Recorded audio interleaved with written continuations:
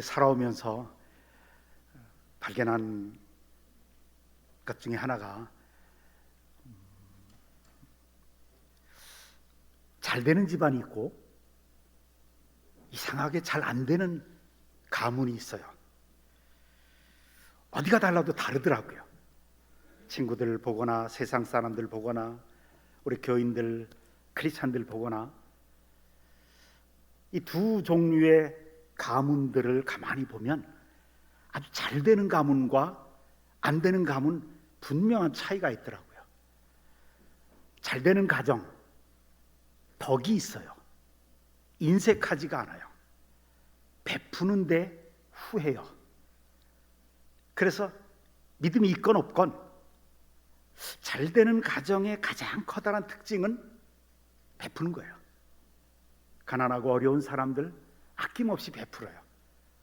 근데 이상하게 자꾸 주고 또 주면 내 거 없어져야 되는데 그 가정은 이상하게 자꾸 생겨요. 넘쳐요. 넘쳐나서 주는 게 아닌데 자신들도 먹고 살기 힘든데도 베푸니까 이상하게 넘치도록 하나님이 채워주시는 걸 봐요. 믿지 않을지라도. 근데 안 되는 가정은 좀 인색해요. 자기가 쥐기는 꽉 쥐어요. 근데 펼 줄을 몰라요. 근데 그리스도인들에게도 그런 게 있더라고요. 두 종류의 그리스도인들이 있어요. 하나님의 축복의 물줄기가 계속 끊임없이 흘러넘치는 가정이 있고, 그런 사람이 있고, 축복의 물줄기가 내려오다 그냥 막혀버린 그런 사람, 그런 가정이 있어요. 축복의 물줄기가 끊임없이 내려오는, 흐르는 사람은 계속 남들에게 자기에게 있는 것을 자꾸 나누어 주어요. 손을 펼쳐서 베풀 줄 알아요. 성경은 너희 믿음의 절제에 덕을 세우라 그래요. 믿음의 덕이 있어야 된다. 이 뜻은 뭐냐면 베풀 줄 알아야 된다는 거예요. 다른 사람이 볼 때 저 사람 참 예수 믿는 사람답다 그러는 거예요. 근데 축복의 물줄기가 끊임없이 흘러 넘치는 사람에게는 남들에게 자기 것을 자꾸 나누어 줄 줄 알아요. 있어서 나누어 주는 게 아니라 나누어 주니까 자꾸 생기는 거예요. 그래서 덕이 있다고요. 그런데 그렇지 못한 가정, 축복의 물줄기가 막힌 가정은 하나님의 자녀이기 때문에 받기는 하는데, 축복을 받기는 하는데 줄 줄 몰라요. 말로 다 떼어요. 베풀 줄 몰라요. 움켜쥐기만 해요. 그러다 보니까 줄 것이 없어져요. 줄 것이 없어서 못 주는 게 아니라 남에게 베풀지 않고 나누지 않으니까 이제는 줄 것이 없어지는 거예요. 그냥 자기와 자기 자식만을 위해서 가지고만 있어요. 그거 없어질까 봐 전전긍긍해요. 남들을 위해서 손을 펼 줄 몰라요. 그래서 덕이 없어요. 말은 많이 하는데 믿음이 좋은 것 같은데 덕이 없어요. 그러니까 늘 주고 해요. 양쪽 다 어려움을 당하는데, 살다 보면 고난을 당하는데 베풀 줄 아는 사람들은 신비하게 그 어려움을 잘 극복하더라고요. 근데 그렇지 못하면 어려움에서 헤어나질 못해요. 축복의 물줄기가 끊임없이 흘러내리는 사람에 관해서 성경은 특별히 시편 112편 5절에 보면 은혜를 베풀며 구워주는 자는 잘 된다 그래요. 잘 돼요. 자꾸 베풀 줄 알고 손을 펼쳐서 도와줄 줄 알고 어렵고 힘들게 살아가는 사람들에게 도움을 자꾸 주는 사람들은 잘 된다. 근데 어떻게 잘 되는가? 시편 37편 26절에 보면 그는 종일토록 은혜를 베풀고 구워주니 그의 자손이 복을 받는도다. 자녀들이 잘 돼요. 참 신비해요. 부모가 자꾸 남 도와주고 구제할 줄 알면 하나님이 잘 되게 하시는데 특별히 자녀들이 잘 되게 했어요. 자손들에게 복을 주세요. 또 그게 약속이 있고요. 여러분, 우리가 잘 되는 것보다 더 우리가 바라는 것은 우리 자녀들이 잘 되는 거잖아요. 우리 자녀들은 우리보다 믿음이 더 커야 돼요. 우리가 바라기는 내가 받은 은혜, 내가 받은 그 큰 축복보다 더 큰 축복, 더 큰 은혜를 우리 자녀들은 받아야 돼요. 그래서 성경 신명기 28장에서 약속한 대로 모든 민족 위에 뛰어난 인물이 돼야 돼요. 그래서 예수 믿는 자녀들 가운데, 그 후손들 가운데 큰 재벌도 나와야 되고, 대통령도 나오고, 국무총리도 나오고, 검찰총장도 나오고, 세계적인 언론인, 세계적인 체육인들, 예능인들, 세계적인 음악가들, 모델들, 한 사람도 아멘을 안 해요. 그래요. 세계적인 과학자들이나 교수들이나 의사들, 세계적인 사람들이 많이 나와야 돼. 이것이 하나님이 약속해 주신 거예요. 이것이 우리의 운명이라고요. 왜? 성경에 분명히 그렇게 기록되어 있거든요. 저는 성경 말씀 글자 그대로 믿어요. 왜요? 하나님을 믿는다는 것은 성경 말씀을 믿는다는 거거든요. 하나님은 말씀이거든요. 태초에 말씀이 계시니라, 이 말씀이 하나님과 함께 가셨으니 이 말씀이 곧 하나님이시니라 그래요. 하나님이 말씀하시면 반드시 이루어져요. 빛이 있으라 하시니까 그 깊은 흑암 가운데서도 빛이 갑자기 생긴 능력의 하나님이에요. 말씀으로 모든 것을 창조하신 그 하나님. 세계 모든 민족 위에 뛰어난 민족이 될 것이라고 약속하셨기에, 그런데 그 약속이 이루어지는 비결을 우리에게 가르쳐 주세요. 그는 종일토록 은혜를 베풀고 구워주니 그의 자손이 복을 받는도다. 부모된 우리가 먼저 남들을 위해 손을 펼 줄 알아야 합니다. 덕을 끼치고 베풀 줄 알아야, 그게 믿음의 덕을 세우는 겁니다. 쉽게 말하면 우리 인생의 밭에 구제의 씨앗을 자꾸 심으면 된다는 거예요. 그리고 자녀들에게 어렸을 때부터, 아주 조그마한 것부터 구제를 가르쳐야 된다는 거예요. 그러면 약속하신 대로 자자손손 하나님이 주시는 복을 받게 되는 겁니다. 여러분, 우리가 누굽니까? 우리는 이 세상에 꼬리가 아닌 머리가 되도록 지음받은 사람들이에요. 분명히 꼬리가 아니라 머리예요.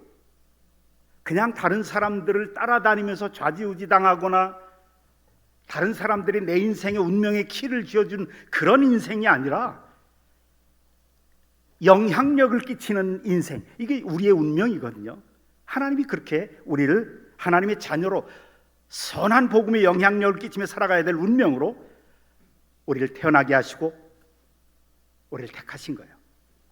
우리는 남에게 빌려주고 베풀고 나누어주고 선교하고 구제하고 살아가도 우리 자신들의 가정에 차고 넘치도록 풍요로운 삶을 살게끔 운명 지어진 하나님의 자녀들입니다. 이 세상에서 왕처럼 다스리면서 살아갈 왕 같은 제사장으로 세움받은 사람들이라고요. 성경 그것을 선포했어요. 적어도 우리는 이 우주의 왕이신 하나님의 자녀들이거든요. 하나님의 자녀들, 자자손손 하나님이 주신 복을 받고 풍요로운 가문을 이루는 그 비결, 오늘 본문이 우리에게 가르쳐 주세요. 전도서 11장 1절 2절에 보면 너는 내 떡을 물 위에 던지라. 한번 같이 읽어보십시다. 시작. 여러 날 후에 도로 찾으리라. 7배개나 8배개 나누어 줄지어다. 무슨 재앙이 땅에 임할는지 네가 알지 못함이니라. 참 미련한 얘기죠. 세상 사람들의 상식으로 보면 내가 먹을 떡도 없는데 물에 던지래요. 물에 던지면 물 흐름에 따라서 사라지든지 물고기의 먹이가 되든지, 이게 세상 상식이잖아요. 그런데 내 떡을 물에 던지면, 이건 구제에 관한 말씀이거든요. 베푸는 사랑에 관한 말씀이에요. 왜 떡을 물 위에 던지라고 하시는가? 물에 던진 것은 사라지는 게 아니다. 나는 조금밖에 없어서 내 가족들이 먹고 살기도 힘들지만 이걸 다른 사람, 나보다 더 어려운 사람을 위해서 나누면, 그러면 약속이 있어요. 여기에는 내 아까운 돈으로 다른 사람들에게 나누고 베풀고 살면 명령하신 그 이유가 있어요. 하나님의 명령에는 분명한 약속이 있기 때문에 그래요. 하나님은 그 약속을 통해서 우리를 축복하고 싶어 하세요. 하나님이 책임져 주겠다는 거예요. 여러 날 후에 도로 찾으리라 그래요.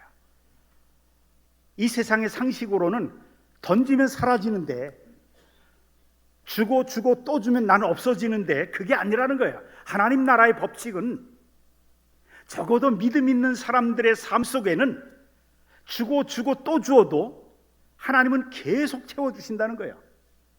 넘치게 하신다는 거예요. 반드시 찾게 해주신다는 거예요. 지금은 잃어버리는 것 같지만 능력 많으시고 천지 창조하신 햇빛과 비를 주시고 바람과 구름도 창조하신 그 하나님이 너희가 어려운 사람들을 돌보면서 그들에게 베풀면 반드시 다시 돌아오게 할 것이다. 아까우지 마라. 인색하게 살지 마라. 너희 구제를 계속하라. 교회는 적어도 구원받은 그리스도인들은 계속 어렵고 힘들게 살아가는 사람들을 찾아서 도와주라. 그러면 하나님이 너희를 축복하실 거다. 이런 얘기예요. 여러분, 씨를 뿌리지 않으면 꽃도 피지 않고 열매도 없습니다.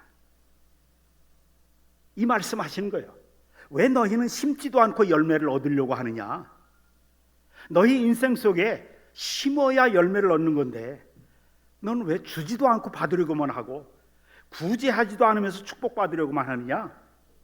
너희는 너희 구제하는 그 손을 거두지 말고 나누고 베풀어주고 구제하고 부지런히 돕고 또 나누라. 이것이 이 땅에서 왕처럼 다스리면서 살 수 있게 해주는 하나님의 법칙이다. 이런 뜻이에요. 잠언 19장 17절에 보면 이렇게 말씀하세요. 가난한 자를 불쌍히 여기는 것은 여호와께 구워드리는 것이니 그의 선행을 그에게 갚아주시리라. 우리가 매년마다 이때쯤 되면 서로 사랑 나눔을 행사합니다. 선한 사마리아 사람의 사역을 하는데 굳이 하는 거, 우리 러빙핸즈 하잖아요. 그건 하나님께 구워드리는 거예요. 하나님은 빚지고는 못 사시는 분이에요. 하나님은 반드시 그 빚을 이자를 덧붙여서 주실 거예요. 가난한 자를 불쌍히 여기는 것은 여호와께 구워드리는 것이니 그의 선행을 그에게 갚아주시리라. 그래요. 하나님은 우리의 모든 선행을 기록하고 계십니다. 어려움에 처한 사람들을 내가 도우면 내 자신이 어려울 때, 우리 인생 살다 보면 무슨 일이 있을지 모른다고 그랬잖아요. 2절 끝부분에 무슨 재앙이 땅에 임할는지 네가 알지 못함이라. 우리 인생 살아가면서 어떤 위험이, 어떤 고난이, 어떤 역경이 닥칠지 모르거든요. 역경이 닥칠 때 내가 선을 행했다면, 내가 남들을 도와주고 그렇게 살아왔다면 내가 어려울 때 하나님이 나를 도와줄 많은 사람들을 보내주신다는 얘기죠. 그의 선행을 그에게 갚아주시리라. 하나님은 우리가 뿌린 모든 씨앗을 세고 계십니다. 우리의 선행은 그냥 잊혀지는 법이 없습니다. 하나님이 다 보고 계십니다. 남에게 베푼 은혜는 하나님이 기록하고 계시다가 우리가 어려움 당할 때 내가 과거에 베푼 은혜를 보시고 이 우주를 움직이셔서라도 우리를 돌봐주시고 책임져 주시는 하나님이신 것을 믿으시기를 주님의 이름으로 축원합니다. 근데 사실 이 말씀을 가만히 보면 우리가 가난한 사람들에게 나누어주라, 도와주라, 이거는 가난한 사람들을 위한 명령이기도 하지만 그거보다 오히려 하나님의 마음은 어디에 있냐면 우리 성도들을 물질적으로, 가정적으로, 또 그 자녀들을 축복해 주시기 위한 명령이에요. 하나님의 모든 시선은 어디에 초점이 맞춰 있냐면 하나님의 자녀들이에요. 그러잖아요. 우리가 단체로 찍은 사진들 보면 우리 자녀들밖에 안 보이잖아요. 그 외 다른 어린아이들은 전혀 나군 관심 없어요. 오직 내 자녀만 눈에 띄어요. 하나님이 그러시다는 거예요. 이 지구상의 70억, 80억 인구 중에서 오직 하나님의 자녀들, 거기에 초점을 맞추면서 그 자녀들이 복을 받고 그 자녀들의 자녀들이 축복받게 하기 위한 명령이 오늘 본문의 명령이에요. 축복의 대열에 서라는 거예요. 이것은 우리 주머니에서 돈을 갈취하는 그런 명령이 아니라 내가 축복의 기회를 준다, 이걸 잡으라는 거예요. 축복의 족보에 들어가라는 거예요. 대열에 서라는 거예요. 미래를 위해서 하나님께 투자하라는 거예요. 하나님의 은행에 맡기라는 이야기입니다. 저는 제가 목회하면서 우리 양동제일교회를 너무 자랑스럽게 생각하는 것 중에 하나가 바로 이런 서로 사랑 나눔, 그런 사역이에요. 작년에만 해도 벌써 5천만 원 가까이 여러분들이 십시일반으로 다 하나님 앞에 구제연금을 드렸어요. 제가 지난 주간에 어떤 서울에 있는 좀 큰 교회 친구 목사님하고 같이 이야기하면서 밥 먹으면서 그런 얘기를 했어요. 제가 이 얘기를 자랑을 했더니 좀 자랑 삼아 얘기했어요. 혀를 내두르면서 자기는 죽어도 그렇게는 못하겠대요. 우리 교회는 전혀 그런 게 안 돼 있대요. 자기가 그래요. 그러면서 굉장히 부러워해요. 여러분, 찬바람이 불기 시작하면서 이제 겨울이 성큼 우리 앞에 다가왔습니다. 서로 사랑 나눔 행사, 다른 말로 표현하면, 성경적으로 표현하면 선한 사마리아인의 사역입니다. 굿 사마리텐 사역입니다. 오늘 이제 19회로 서로 사랑 나눔 행사 발대식을 갖습니다. 2006년도부터 우리 성도들이 정말 십시일반으로 돈을 모아서 처음에는 연탄으로 시작했어요. 연탄 200장 한 가정에, 또 3개월 동안 쓸 기름 보일러 기름, 또 독거노인들에게는 방한복, 방한 물품들, 또 소년소녀 가장들에게는 그들이 가장 갖고 싶어하는 것들, 여러 가지. 우리가 또 탈북민들, 또 필리핀 타클라반에서 화산 폭발했을 때 우리 장로님 한 분하고 목회자 한 사람 파송해서 그 지역의 교회 교단장에게 여러분들이 모은 돈 전달도 해주고, 일본의 후쿠시마 원전 사고 일어났을 때 또 돈 보내고, 정말 여러분들이 많이 해주셨어요. 너무 자랑스러웠어요. 올해도 여러분들 십시일반으로 다 참여하면 좋겠습니다. 목사가 돈 좀 내십시오, 이 말 얼마나 하기 힘든 건데, 근데 이때만은 제가 꼭 기쁨으로 해요. 왜요? 돕자는 얘기니까. 우리보다 더 겨울을 힘들게 나는 사람들이 있다는 얘기죠. 여러분들 기도하시는 분들이니까 성령께서 역사하시는 대로 기도할 때, 인도할 때 그냥 순종하시면 됩니다. 그러면 하나님이 채워주십니다. 하나님이 우리와 우리의 자손들을 축복하기 위해서 주신 축복의 기회입니다. 우리 가운데는 생활이 넉넉지 못한 분들이 있습니다. 근근히 하루를 버티는 사람도 있습니다.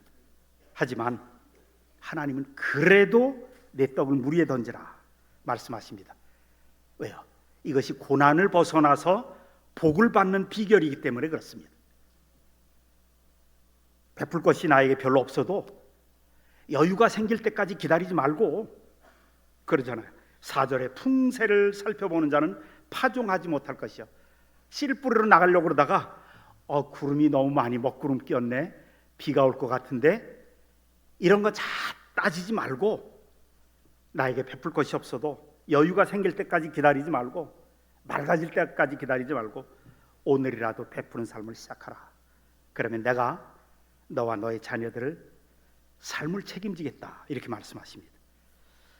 이 주고 베푸는 삶, 서로 사랑 나눔을 통해서 하나님이 여러분에게 물질의 복도 주시고요, 여러분들의 가정과 자손들에게 놀라운 복을 주시기를 주님의 이름으로 축원합니다. 아버지 하나님, 오늘 주신 말씀 붙잡고